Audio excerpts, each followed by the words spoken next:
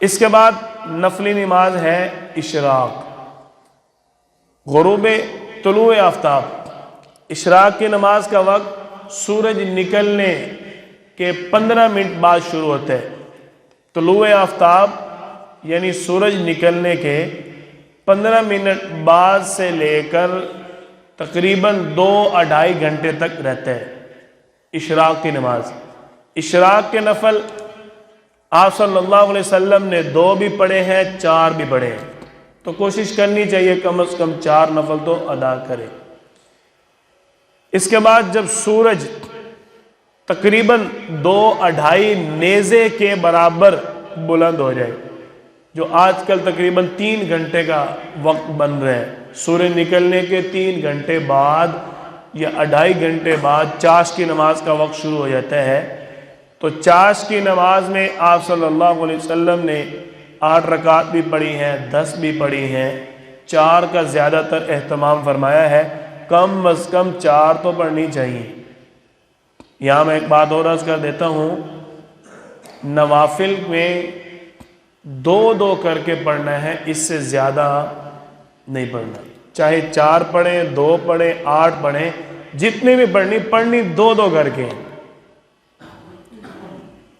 اس کے بعد نوافل ہیں اوابین کے، یہ وہ نفل عبادات ہیں جو آپ صلی اللہ علیہ وسلم اکثر فرمایا کرتے تھے، اکثر عبادت کرتے تھے۔ یہ اوابین کے نفل مغرب کی نماز کے فرضوں کے بعد کم از کم 6 رکعت پڑھنی چاہیے، 2 سنتیں، 2 نفل اور پھر 2 نفل اوابین کی نیت سے، کم از کم 6 رکعت اور زیادہ سے زیادہ اوابین کے 20 نفل آپ صلی اللہ علیہ وسلم پڑھا کرتے تھے۔ تو اگر آپ 7 رکعت مغرب کی پڑھ رہے، 2 اور پڑھ لیں، اوابین کے نفلوں کا ثواب مل جائے گا۔ آپ صلی اللہ علیہ وسلم فرماتے ہیں جس شخص نے اوابین کے نفل پڑھے اس کو 12 سال کی عبادت کا ثواب ملے گا۔ تو اوابین کے نفل پڑھنا آسان ہے، مشکل نہیں ہے۔ دیکھو 4 تو آپ پڑھ رہے ہیں نا، 2 سنتیں اور 2 نفل، 2 اور پڑھ لیں، 2 نفل اوابین کے اور ساتھ ملا لیں تو آپ کو اتنا بڑا ثواب ملے گا۔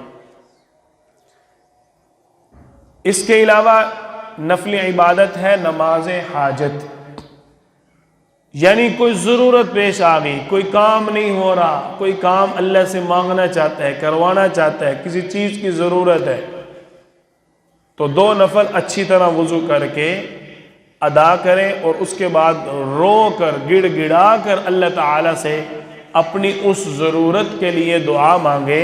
یہ آپ صلی اللہ علیہ وسلم کا سنت عمل ہے، نماز حاجت نفل عبادت۔ ہمارے بہت سارے کام ایسے ہوتے ہیں جو نہیں ہو رہے ہوتے لیکن نماز کے ذریعے ہو جاتے ہیں، تو رمضان المبارک کا مہینہ ہے، کم از کم ساری نفلی عبادتیں ایک مرتبہ تو ضرور ادا کرنی چاہیے۔ باقی پورا سال اس کا اہتمام ہو، یہ تو بڑی فضیلت والی بات ہے، ہمت تو کرنی چاہیے انسان کو۔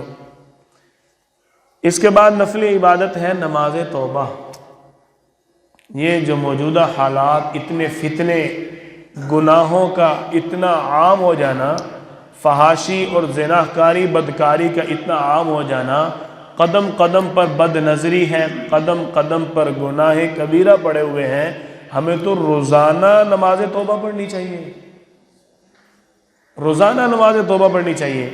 ایک اللہ والے فرماتے ہیں ایک انسان روزانہ نفل عبادت میں 2 نفل توبہ کے ادا کر کے اللہ کا شکر ادا کرتا ہے، یہ بھی کم ہے، یہ بھی کم ہے کہ اللہ نے اس کو توفیق دی۔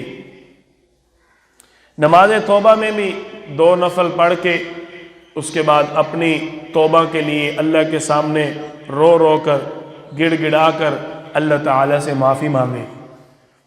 تو نماز توبہ کا تو خاص اہتمام ہونا چاہیے، سارے ارادہ کرتے ہیں، پکا ارادہ کریں، چادروں سے ہاتھ نکال کے ارادہ کریں کہ انشاءاللہ ہم آج سے ہی اس چیز کا اہتمام کرتے ہیں، ارادہ کرتے ہیں کہ ہم پوری زندگی روزانہ 2 نفل توبہ کے تو ضرور ادا کریں گے۔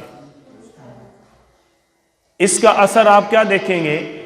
آپ صلی اللہ علیہ وسلم کے پاس ایک صحابی آئے، یا رسول اللہ کاروبار نہیں ہے، رزق نہیں ہے، رزق کی وجہ سے بڑا پریشان ہوں، کیا کرو؟ آپ نے فرمایا استغفار کرو بھائی، توبہ کرو اللہ سے، جب اللہ تعالیٰ معاف کر دے گا تو پھر رزق آئے گا کہ نہیں؟ بھائی ایک جگہ بندہ ملازمت کر رہا ہو، مالک ناراض ہو، اس کو کچھ دیتا ہے؟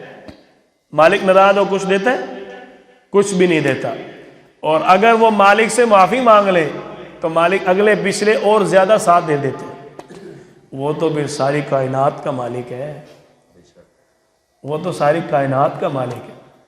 تو جب ہم اس سے معافی مانگیں گے تو ہمیں رزق ملے گا، ہمارے کام ہوں گے، ہمارے رزق میں برکت ہوگی۔ دوسرا کام رمضان المبارک میں جس کو کرنے کا ہمیں بھرپور اہتمام کرنا چاہیے، اللہ کے راستے میں مال خرچ کرنا۔